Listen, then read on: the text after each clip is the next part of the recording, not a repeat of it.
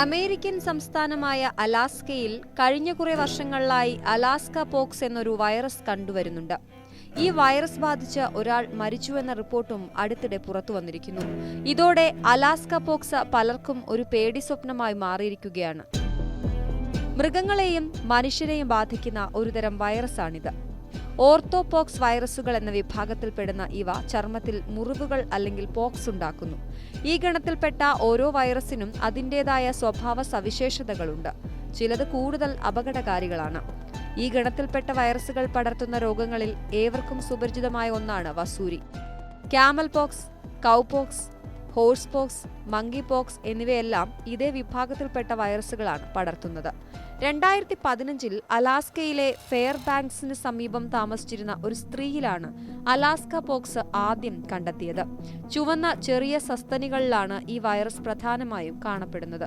എന്നാൽ നായ, പൂച്ച തുടങ്ങിയ വളർത്തുമൃഗങ്ങൾക്കും വൈറസ് ബാധയുണ്ടാകുമെന്ന് ആരോഗ്യരംഗത്ത് പ്രവർത്തിക്കുന്ന ഉദ്യോഗസ്ഥർ പറയുന്നു. കഴിഞ്ഞ 9 വർഷത്തിനിടെ അലാസ്കയിൽ 7 പേർക്കാണ് രോഗം ബാധിച്ചത്. അലാസ്ക പോക്സ് ബാധിക്കുന്ന ആളുകളുടെ ചർമ്മത്തിൽ ഒന്നോ അതിലധികമോ മുഴകളോ കുരുക്കളോ പ്രത്യക്ഷപ്പെടാം. ഇതിനു പുറമെ സന്ധിവേദന, പേശിവേദന, ലിംഫ് നോഡുകളിൽ വീക്കം എന്നിവയും ഉണ്ടാകാറുണ്ട്. ഇതുവരെ രോഗം കണ്ടെത്തിയ മിക്കവാറും എല്ലാവരിലും നേരിയ രോഗലക്ഷണങ്ങളാണ് കാണപ്പെട്ടത്. അവ ഏതാനും ആഴ്ചകൾക്ക് ശേഷം സുഖമാകുകയും ചെയ്തിട്ടുണ്ട്. എന്നാൽ പ്രതിരോധശേഷി കുറഞ്ഞ ആളുകളെ രോഗം ഗുരുതരമായി ബാധിക്കാം. രോഗബാധിതരായ മൃഗങ്ങളുമായുള്ള സമ്പർക്കത്തിലൂടെയാണ് അലാസ്ക പോക്സ് പടരുന്നതെന്ന് ആരോഗ്യരംഗത്തെ ഉദ്യോഗസ്ഥർ കരുതുന്നു. ഇത് ഒരു മനുഷ്യനിൽ നിന്ന് മറ്റൊരാളിലേക്ക് പടർന്നതായി ഇതുവരെ കണ്ടെത്തിയിട്ടില്ല. എന്നാൽ ഇതേ വിഭാഗത്തിൽപ്പെട്ട മറ്റു വൈറസുകൾ ഒരാൾ മറ്റൊരാളുടെ മുറിവുകളുമായി സമ്പർക്കം പുലർത്തുമ്പോൾ പടരാൻ സാധ്യതയുണ്ട്. അതിനാൽ അലാസ്ക പോക്സ് ബാധിച്ചവർ തങ്ങളുടെ മുറിവുകൾ ബാൻഡേജ് കൊണ്ട് കെട്ടണമെന്നും അലാസ്കയിലെ ആരോഗ്യവകുപ്പ് ഉദ്യോഗസ്ഥർ മുന്നറിയിപ്പ് നൽകിയിട്ടുണ്ട്.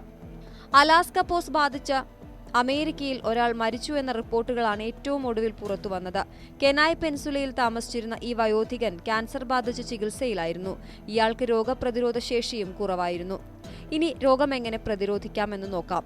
രോഗം ബാധിച്ചവർ മറ്റുള്ളവരിൽ നിന്നും സുരക്ഷിതമായ അകലം പാലിക്കുകയും പുറത്തുപോയി വന്നതിനു ശേഷം കൈ കഴുകാൻ ശ്രദ്ധിക്കുകയും ചെയ്യുക എന്നതാണ് സ്വയം സുരക്ഷയ്ക്കും കുടുംബാംഗങ്ങളുടെ സുരക്ഷയ്ക്കുമുള്ള ഏറ്റവും നല്ല മാർഗമെന്ന് ആരോഗ്യ വിദഗ്ധർ പറയുന്നു.